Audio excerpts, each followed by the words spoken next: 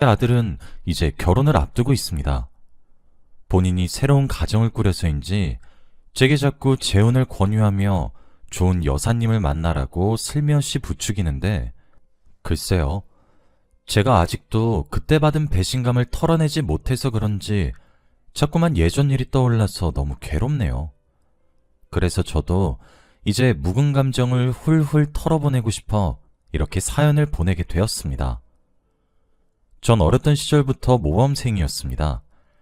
정말 교과서에 나올 법한 그런 모범생이요. 친구들과 어울리기보다는 혼자 책상에 앉아서 책을 보는 것을 더 즐겼어요. 공부가 제게는 정말 좋은 친구였거든요. 친구를 사귀려면 공통점이 있어야 하는데 저 같은 아이들은 제게 또 다른 경쟁자로 다가왔기 때문에 사귈 마음도 없었어요. 하지만 그게 불편하게 생각되진 않았습니다. 실제로 도서관에서 책을 빌리는 것이 제게는 더 소득이 있는 일이라 여겼었거든요. 혼자였던 저를 너무 좋아했었던 것 같아요. 외롭지도 않아 했었거든요. 그러다 보니 당연히 성적이 좋을 수밖에 없었습니다. 앉아서 책만 보고 있으니 성적이 좋을 수밖에요. 그래서 전 학창시절 내내 전교 1등의 자리를 놓쳐본 적이 없어요.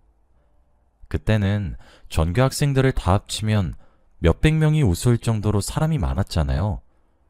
전 그렇게 부모님의 어깨를 으쓱하게 만드는 자랑스러운 아들이었습니다. 하지만 문제는 제가 대학에 입학을 하면서 겪게 되었습니다. 저는 당연히 우수한 성적으로 우리나라의 가장 최고의 대학에 입학을 하게 되었어요.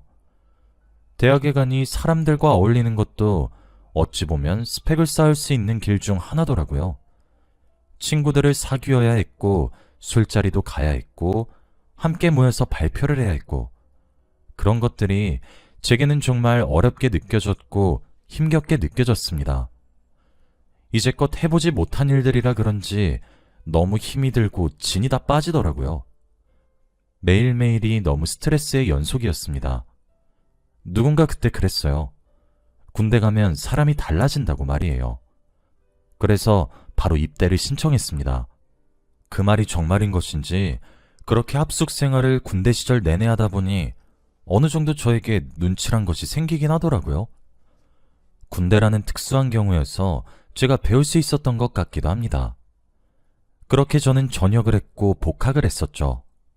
그때부터는 저 아닌 다른 누군가와 무엇을 함께 한다는 것이 그리 어렵게 느껴지진 않게 된 것 같아요.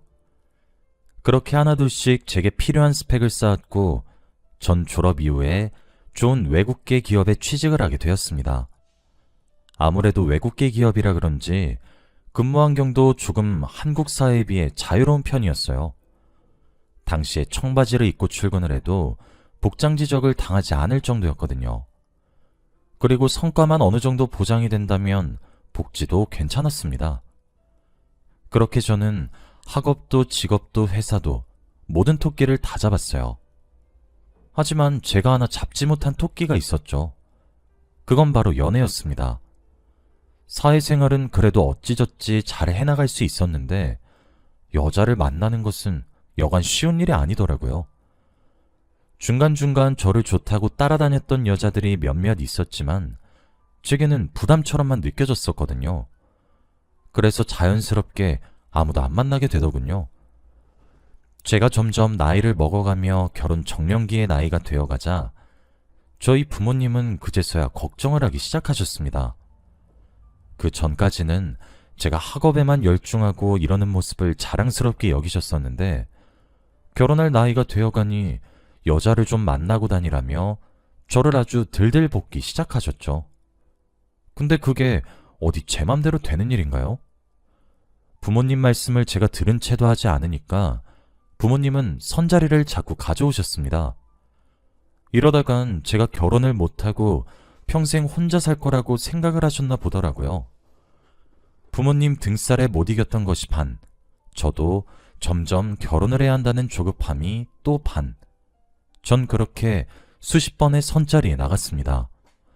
그러다 현재 이혼한 아내를 만나게 되었어요. 편의상 아내라고 칭하도록 하겠습니다. 아내는 학벌도 직업도 그렇게 좋은 편은 아니었습니다. 그런데 제가 아내를 선택했던 이유는 정말 착하고 고운 심성, 그것 하나였어요. 저는 교회에 다니고 있었는데 하루는 신앙심이 깊은 여자분이 새로 오셨습니다. 저의 엄마 눈에 들었고 그렇게 선을 보게 된 것이죠. 그렇게 만나게 된 아내는 참 조용하고 여성스러운 성격을 가지고 있었습니다. 항상 말을 할 때도 조근조근하게 차분하게 말을 했고 조신한 그런 매력이 있었어요. 전형적인 현모양처 아내처럼 말이에요. 우리 두 사람은 그렇게 2년이 조금 넘는 시간 동안 연애를 했고 슬슬 결혼 이야기가 오고 갔습니다. 그러다 아내의 뱃속에 아들이 태어난 것이었죠. 저와 아내는 부랴부랴 결혼을 하게 되었습니다. 그리고 아내는 결혼과 동시에 일을 그만뒀고 전업주부로 전향을 했어요.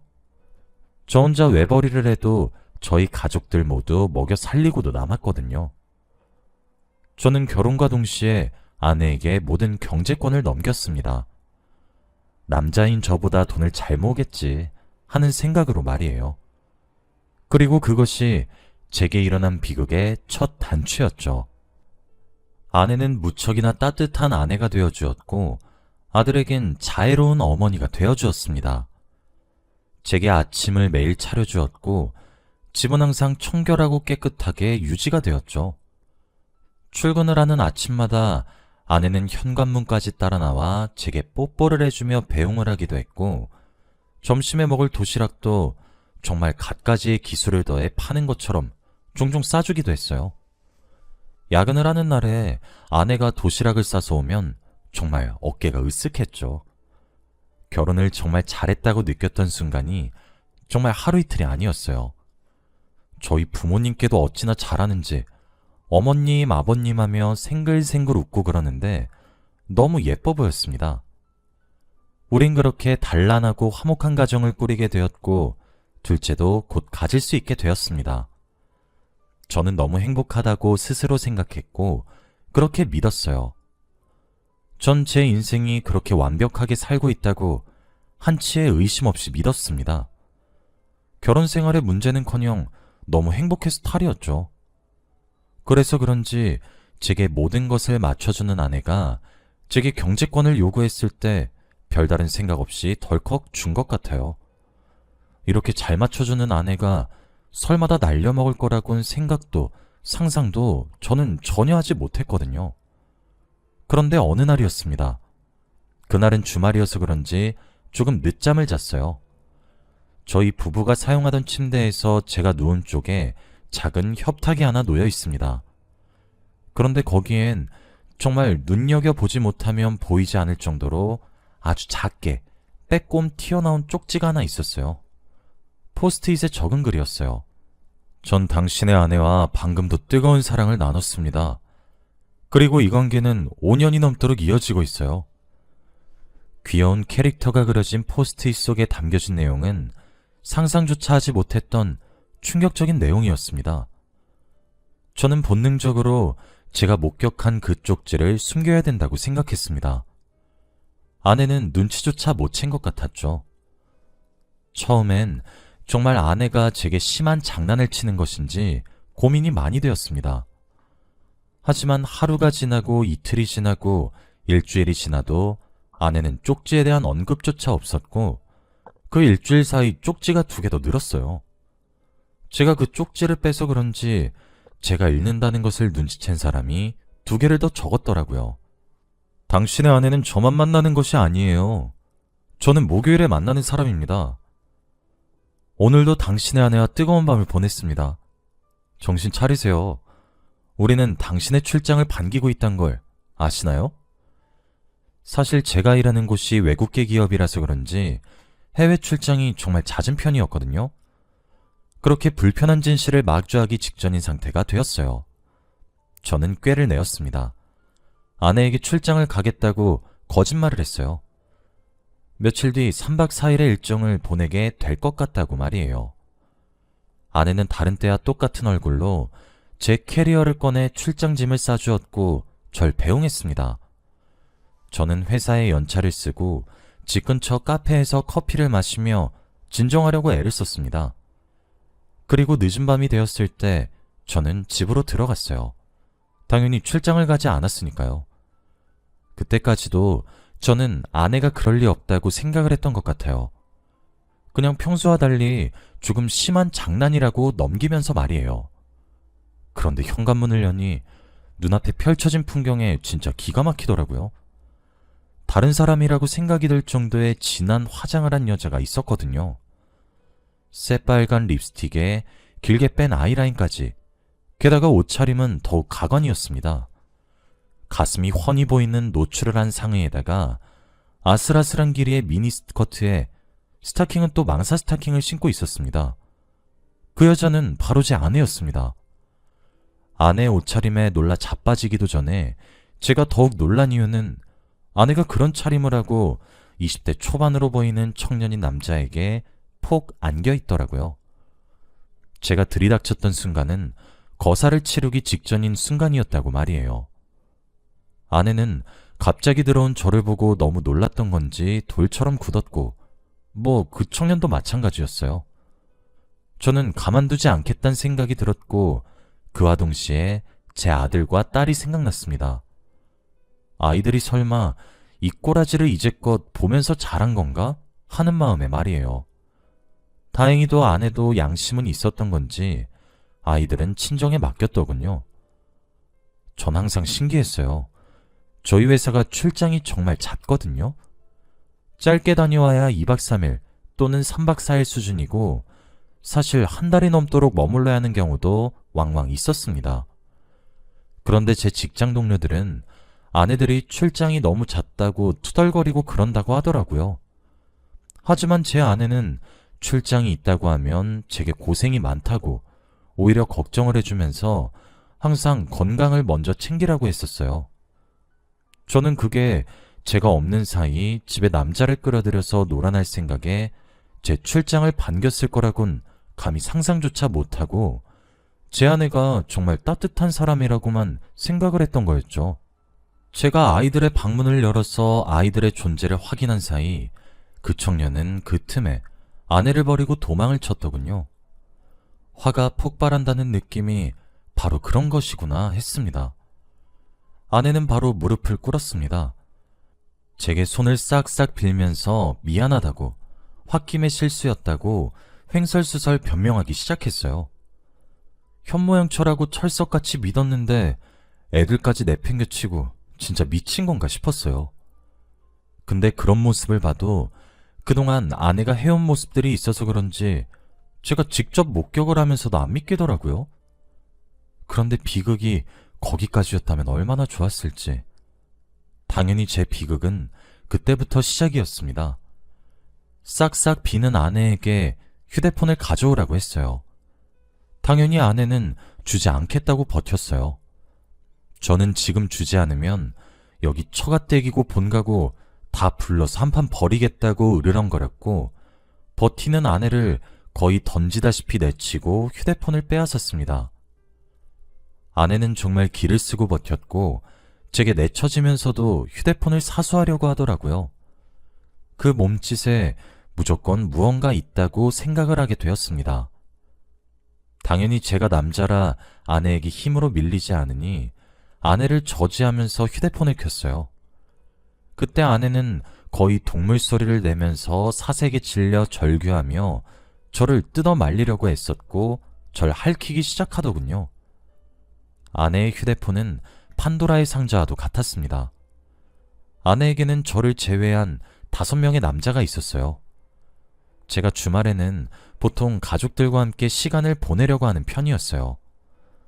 평일엔 제가 일을 하는 것이 너무 바빠 아이들과 시간도 잘 못 보내고 그래서요.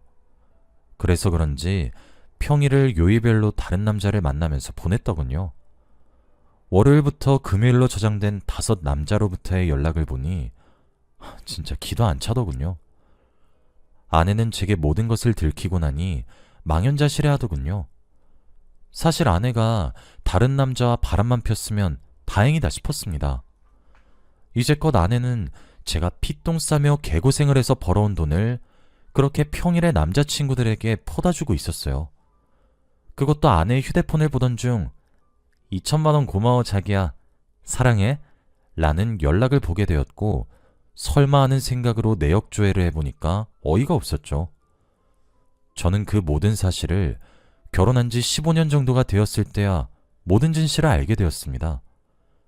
제 연봉이 그 시절 당시에 1억이 넘었었어요. 직장에서 근속도 꽤 했었으니까요. 저는 제가 그렇게 벌어온 돈을 아내가 현명하게 관리하고 있는 줄 알았습니다. 그런데 모은 돈이 없더군요. 아니, 빚이 없단 사실이 감격스러울 정도로 말이에요. 어이가 없다는 말로는 그 당시의 감정을 다 표현할 수가 없었습니다. 그동안 검소하게 생활한다고 믿어 의심치 않았는데 저희는 하루살이 인생을 살고 있었더군요. 전 이게 무엇이냐고 따져 물었습니다. 아내는 그저 잘못했다고 엉엉 울면서 비는데 저게 진짜 인간인가 싶더군요. 사람 탈을 쓴 악마가 다름없었고 제 바지가랑이를 붙잡고 울면서 매달리는 아내를 보니까 온몸에 소름이 끼쳤습니다. 전 아내의 뺨을 후려쳐 내리면서 당장 집에서 꺼지라고 발광을 하기 시작했고 그 차림새 그대로 신발도 주지 않고 내쫓았어요. 저는 정신을 차리자마자 아이들의 존재가 걱정이 되었습니다. 현관의 비밀번호를 바꾸고 처갓댁에 아이들을 데리러 갔더니 아이들은 영문도 모르고 있더군요. 그나마 불행 중 다행이라고 생각했죠. 저는 곧바로 변호사를 찾아가 상담을 했습니다. 당연히 상간자 소송은 물론이고 위자료 청구까지 모두 상담을 받기 위해서죠. 단순 계산만 해도 제가 가져가서 손에 쥐어준 제 월급이 10억이 넘습니다. 변호사님께서 혀를 내두르시며 상간자 소송과 이혼 소송 모두 승소할 수 있다고 하셨어요. 하지만 날린 돈을 찾는 것은 조금 어려울 것 같다고 하면서요. 진짜 살면서 그렇게 이성을 잃을 정도의 화는 처음 겪어봤습니다. 그런데 더욱 대박이었던 사실은 그게 끝이 아니었단 거였어요. 변호사님은 제게 아내의 불륜이 얼마 정도 지속되었는지 물어봤고 전 모른다고 대답했었죠. 제 대답에 변호사님은 조심스레 아이들의 친자검사도 진행해야 할 것 같다고 하셨어요. 그런데 그 말을 들으니 등줄기에 소름이 끼치더라고요. 설마 그 정도까지 쓰레기일까 싶었는데 맞더군요. 아들은 제 아들이 맞았지만 딸아이는 제 아이가 아니었습니다. 저는 하늘이 무너지는 듯한 기분이었어요. 아내의 휴대폰을 증거 삼아 저는 이혼을 준비했고 상간자들과의 소송도 준비했어요. 처자식 먹여 살리겠다고 열심히 노력한 대가가 고작 이거란 사실에 너무 기가 막혔어요. 아내가 지금은 5명의 남자를 요일별로 돌아가면서 만나고 있었지만 아내의 휴대폰에 남은 기록들을 보고 지금은 헤어진 상간자들까지 합치니 20명이 넘더라고요. 전 전부 다 소송을 때렸습니다. 우리나라가 법치국가라서 그놈들은 천만다행으로 생각해야 할 겁니다. 고소를 몇 개를 했는지 헤아릴 수 없을 정도가 되니 하나둘 제게 합의를 신청해왔어요. 전 하나도 합의하지 않았습니다. 결혼을 앞둔 남자들도 있었고 이제 신혼생활을 하고 있는 놈들도 있었죠. 제 가정을 파탄내놓고 새로운 결혼생활? 전 용납 못했어요. 당연히 그 20명이 넘는 모든 놈들이 2천만 원에서 3천만 원까지의 위자료를 내야 했고 전 그 사실을 그놈들이 다니고 있는 회사에도 법적으로 알렸습니다. 월급을 가압류를 거는 방식을 통해서 말이에요. 그래서 그런지 20명 중 10명은 추후에 이혼을 당했다고 하더라고요. 제게 욕설이 가득 담긴 연락을 몇 명이 왔길래 그것도 협박죄로 고소했어요. 사람이 일을 한 번 가니까 정말 무서워지더군요. 아, 딱 한 사람 합의했네요. 목요일 남자 한 사람이요. 그 사람도 제 아내랑 노란한 점은 똑같았는데 제게 알려줬으니까요. 제가 변호사님을 통해 물어보니 원래 아내가 결혼 전 만났던 전 남자친구였어요. 돈이 많고 집안이 좋은 저를 선택하면서 자기를 버렸다고 인생을 망가뜨려주고 싶어서 불륜을 저지르게 했다고 제게 정말 미안하다고 했다고 하더라고요. 그 남자는 합의금으로 제게 1억을 건넸고 전 그걸 받아들이면서 그 사람의 고소만 유일하게 취하를 했습니다. 사실 위자료로 제가 잃은 돈의 대부분을 메꾼 것 같기도 해요. 당연히 아내는 고소를 당했고 전 처가댁이고 저희 집이고 가릴 것 없이 다 폭로했습니다.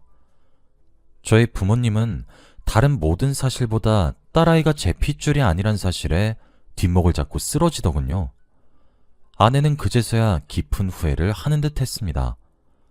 아마 제 생각에는 일탈이 걸리지 않고 계속 이어지니 더욱 커다란 쾌감과 자극을 원했던 것 같아요.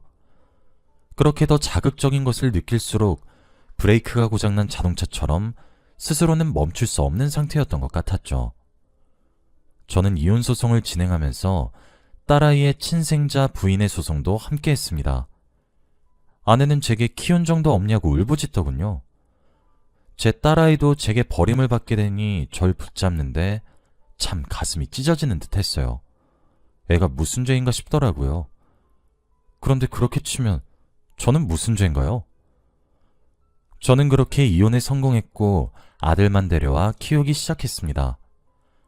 아들이 사춘기를 겪는 그 시절에 그딴 짓을 벌인 제 아내 때문에 아들은 정말 방황했습니다. 겨우 마음을 가다듬어 자리를 잡고 지금은 행복하게 해주는 며느리를 만난 것 같아요. 정말 믿었던 가족에게 그런 일을 겪어서 그런지 현재 아들의 결혼을 앞두고 아들이 재혼을 권하는 상황이 달갑진 않아요. 아내와 이혼 후 아들은 그런 여자를 엄마로 두고 싶지 않다고 말을 하고 다녔습니다. 실제로 곧 있을 결혼식에도 아내는 부르지 않았어요. 아들도 그 이혼 이후에는 그냥 엄마가 돌아가셨다고 얘기를 하고 다니더라고요. 그 심정이 참 뼈저리게 이해가 되었죠. 아내는 뻔뻔한 건지 낯짝이 두꺼운 건지 아들의 결혼 소식은 어떻게 들은 것인지 저와 아들에게 연락이 옵니다. 아들은 질색팔색하면서 화를 내긴 하지만 말이에요. 저도 이제 하나뿐인 아들마저 결혼시키고 나면 저 혼자 어떻게 살아가려나 걱정이 되긴 합니다. 저도 좋은 사람과 함께 평화로운 노년을 보내고 싶은데 할 수 있을지 잘 모르겠네요. 여기까지가 제 이야기였습니다. 제가 이 상처를 이겨내고 새로운 사랑을 할 수 있게 많은 응원 부탁드립니다.